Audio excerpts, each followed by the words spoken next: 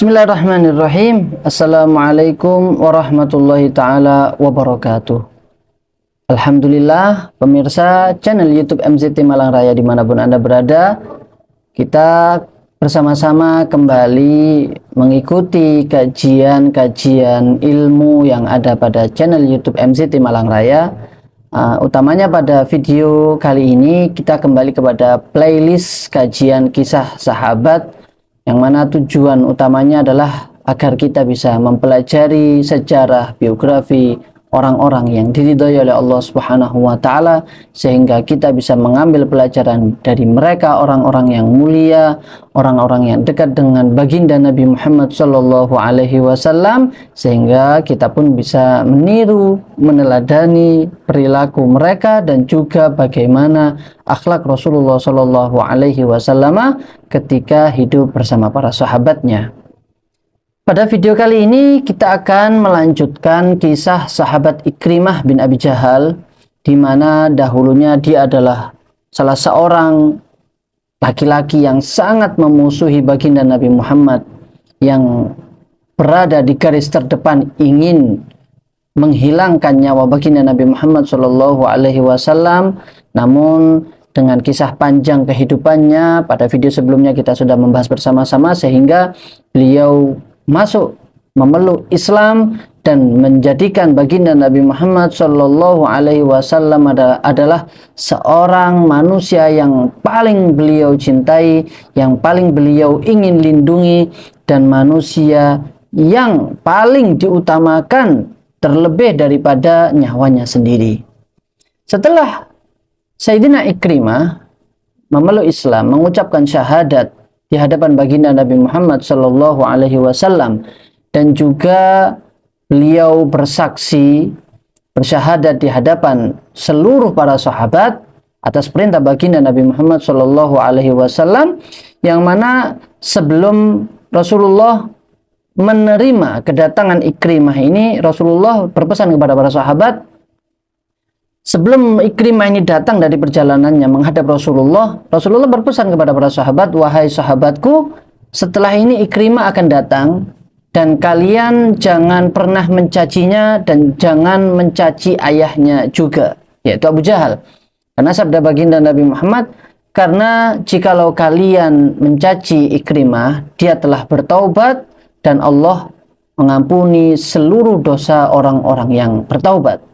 Dan juga janganlah kalian mencaci ayahnya yang sudah meninggal, karena cacian kepada orang yang sudah meninggal tidaklah sampai kepada mereka, melaknat mereka juga tidak akan sampai laknatnya kepada orang-orang yang sudah meninggal, tetapi laknat tersebut, cacian tersebut akan sampai kepada anak cucunya yang masih hidup, dan yang mana hal tersebut akan menyakiti mereka." Demikianlah akhlak baginda Nabi Muhammad Shallallahu Alaihi Wasallam. Meskipun bagaimana Abu Jahal dahulunya kepada beliau, meskipun bagaimana dulu kala Ikrimah kepada beliau, puncaknya adalah di mana mereka setiap hari menyakiti Rasulullah dan bahkan sampai ingin menghilangkan nyawa Rasulullah, tetapi Rasulullah begitu mudah hatinya, begitu lembut, begitu mulianya beliau, sehingga beliau mengucapkan kalimat yang indah luar biasa tersebut.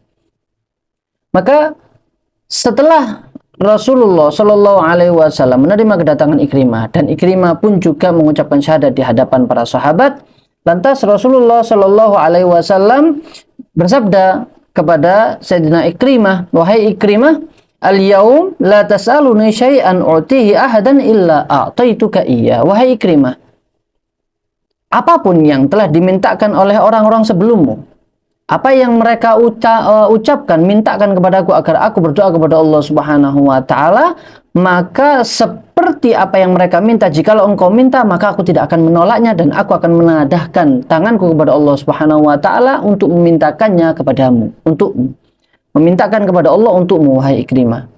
Kemudian jawab daripada Sayyidina Ikrimah, melihat kemurahan hati Rasulullah, melihat akhlak Rasulullah Shallallahu Alaihi Wasallam yang begitu luar biasa, sehingga Ikrimah pun mengucapkan, "Aku tidak meminta banyak-banyak, aku tidak ingin apapun wahai Rasulullah. Inni as'aluka an tastaghfira li kulli adawatin adaitukaha."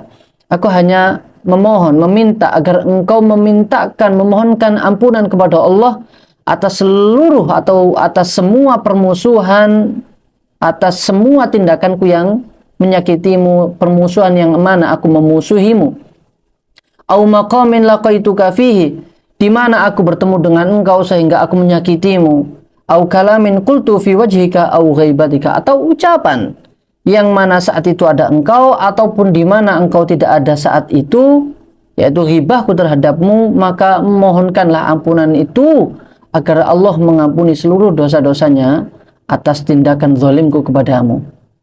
Faqala Rasul alaihi salatu wassalam, maka baginda Nabi Muhammad menjawab, Allahumma ighfir lahu kulla adawatin adaniha wa kulla masirin sarafi ila maudi'in yuridu bihi itfa'a nurik waghfir lahu ma nala min irdi fi wajhi au ana ghaibun anhu.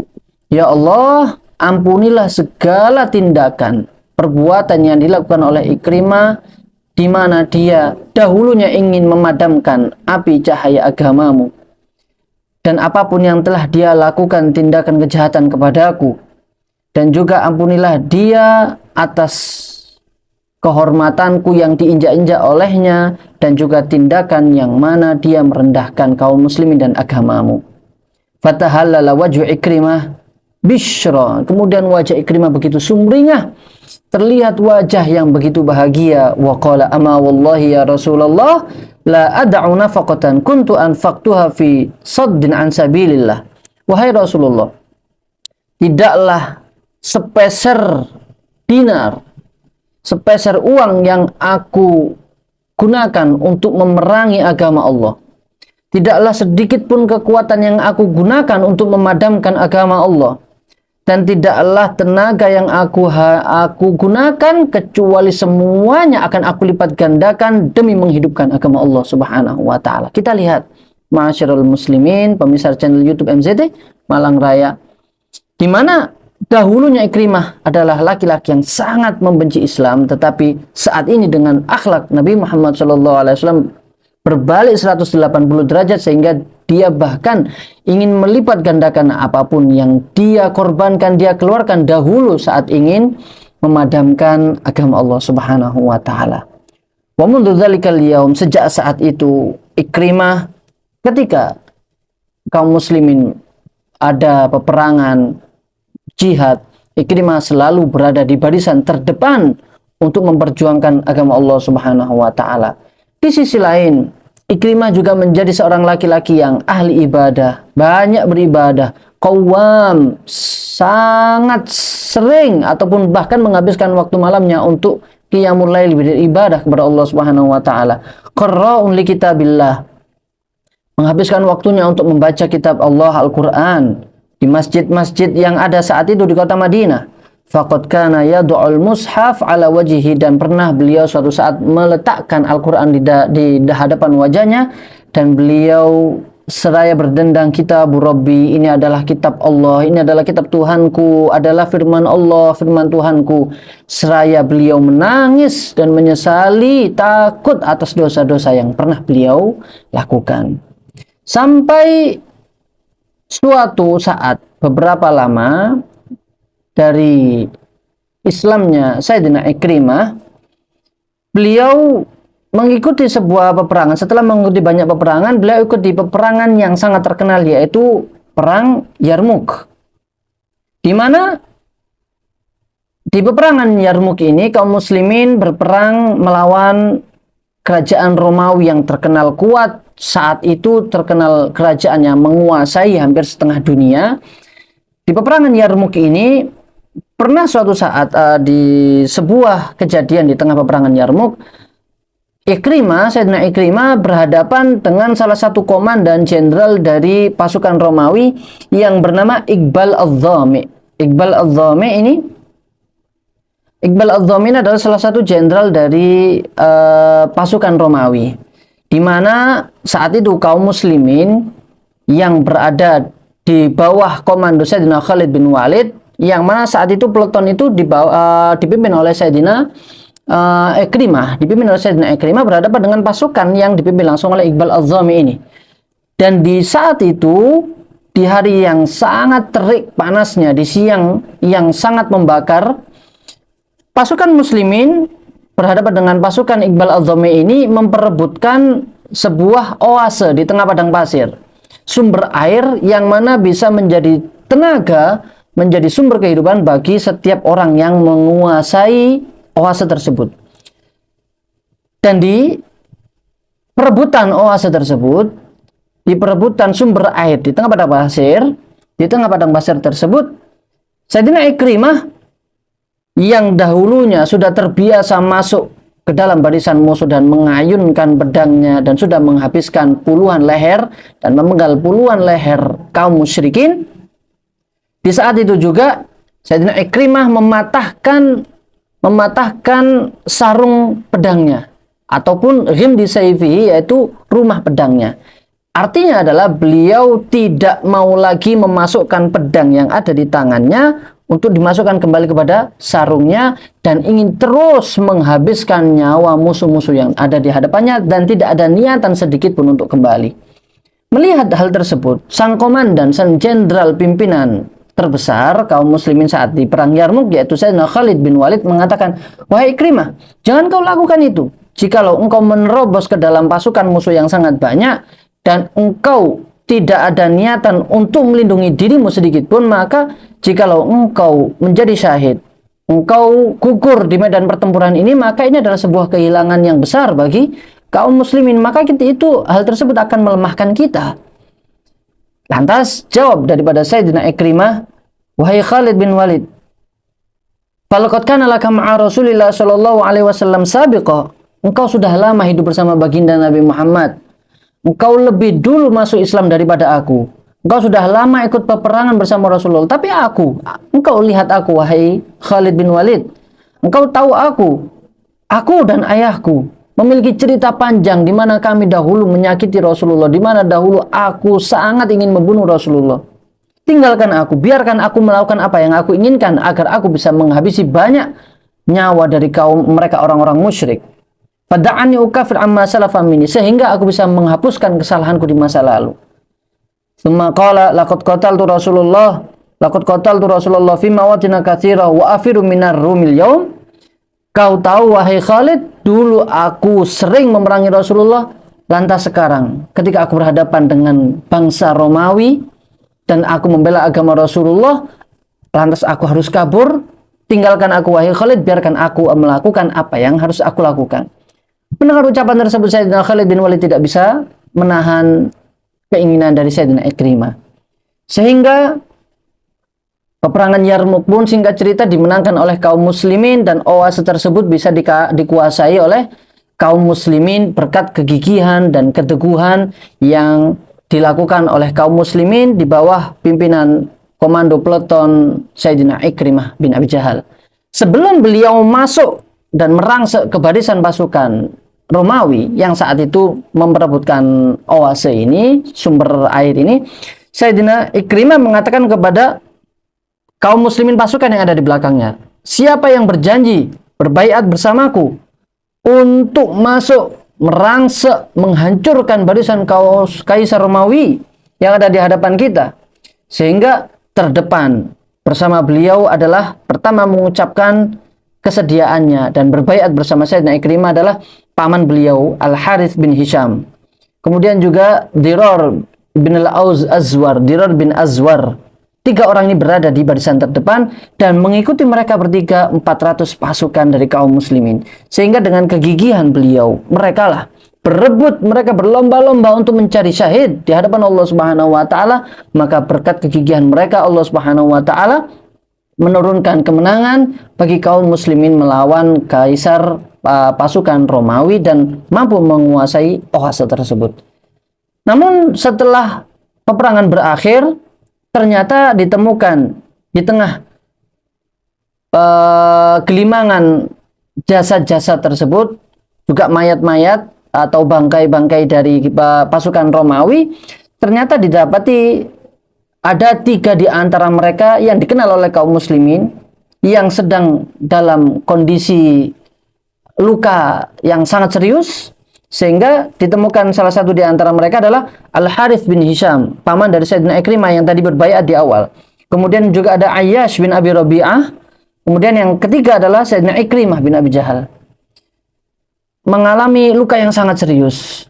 Kemudian Al-Haris yang mengalami luka sangat serius, beliau ini Al-Haris bin Hisham berteriak meminta air. Beliau ingin minum. Sehingga diambilkanlah oleh kaum muslimin yang lainnya, dibawakan minum. Namun tatkala dibawakan air minum, Al-Haris bin Hisham melihat ke sebelahnya bahwasanya ada Ikrimah. Di sisi yang lain ada Ikrimah bin Abi Jahal sedang juga membutuhkan air. Lantas diperintahkan, sahabat yang membawa air ini diperintahkan untuk memberikan airnya kepada Ikrimah bin Abi Jahal terlebih dahulu. Begitu pula Sayyidina Ikrimah, ketika hendak diberikan air, beliau di sisi yang lain melihat Ayyash bin Abi Rabi'ah sedang membutuhkan air juga dalam keadaan kondisi yang sangat parah. Ikrimah pun memerintahkan untuk membawa kepada Ayyash. Ternyata Ayyash bin Abi Rabi'ah setelah akan diberikan air, beliau sudah menghembuskan nafas yang terakhir beliau. Tatkala sahabat yang membawa air ini ingin kembali kepada Al-Haris bin Hisham, ternyata Al-Haris bin Hisham pun juga sudah menghembuskan nafas terakhir. Begitu pula Sayyidina Ikrimah bin Abi Jahal yang juga sudah menghembuskan nafas akhirnya. Mereka bertiga syahid di hadapan Allah Subhanahu wa Ta'ala. Ini adalah akhlak para sahabat, di mana beliau-beliau di hembusan nafas terakhirnya, di mana beliau-beliau sangat membutuhkan air, tetesan air yang sangat dibutuhkan pada penghujung akhir hayatnya pun mereka masih mengutamakan orang lain. Ini adalah akhlak yang diajarkan oleh para sahabat. Tentunya mereka mendapatkan hal tersebut dari baginda Nabi Muhammad Shallallahu Alaihi Wasallam. Dalam urusan duniawi, dalam urusan untuk kemaslahatan pribadi, mereka sahabat baginda Nabi Muhammad tidak pernah mendahulukan dirinya. Begitu pula kita harusnya, wahai pemirsa, para pemirsa, jikalau hal tersebut mencakup untuk kemaslahatan pribadi, untuk kesenangan duniawi, maka sudah sepantasnya kita lebih mengutamakan saudara-saudara kita yang lebih membutuhkan, dan mereka yang sangat membutuhkan lebih daripada kita. Karena bisa kita lihat bagaimana Sayyidina Al-Harith bin Hisham, Sayyidina Ikrimah bin Abi Jahal, di mana meskipun nyawa beliau sudah di ujung tanduk, di ujung jari mereka, tapi mereka tetap mengutamakan sahabat-sahabat yang lainnya, sehingga Sayyidina Ikrimah pun menjadi syahid di hadapan Allah Subhanahu wa Ta'ala sesuai dengan keinginan beliau, di mana dulu beliau rela menghabiskan hartanya, menghabiskan tenaganya untuk memerangi Rasulullah, tapi beliau ingin menghilangkan semuanya itu dan menghapus semuanya itu demi mengibarkan, menjunjung tinggi agama Allah Subhanahu wa Ta'ala di bawah komando baginda Nabi Muhammad Sallallahu Alaihi Wasallam, di mana mereka tidak mendapatkan air yang sangat mereka butuhkan dalam kehausan peperangan Yarmuk, tapi tentunya Allah Subhanahu wa Ta'ala tidak akan menyia-nyiakan perjuangan beliau, dan pastinya Allah Subhanahu wa Ta'ala sebagaimana dijelaskan dalam kitab ini, wasaqahum min haudil kautsar syurbatan la yadma'una ba'daha abada radhiyallahu anhum wa ardahum ajma'in. Beliau akan mendapatkan minum dari telaganya baginda Nabi Muhammad sallallahu alaihi wasallam, yang membuat beliau semuanya tidak akan pernah merasakan kehausan sampai kapanpun setelah mereka mendapatkan minuman dari telaganya baginda Nabi Muhammad sallallahu alaihi wasallam. Mudah-mudahan kita semuanya bisa meniru akhlak, meneladani bagaimana pribadi dan suri tauladan beliau semuanya, dan juga mudah-mudahan kita termasuk orang-orang yang mendapatkan minuman daripada telaganya baginda Nabi Muhammad sallallahu alaihi wasallam langsung dari tangan beliau yang mulia, sehingga kita tidak akan pernah merasa haus dan tidak pernah merasakan panas setelah kita mendapatkan keberkahan dari telaganya baginda Nabi Muhammad sallallahu alaihi wasallam biiznillah.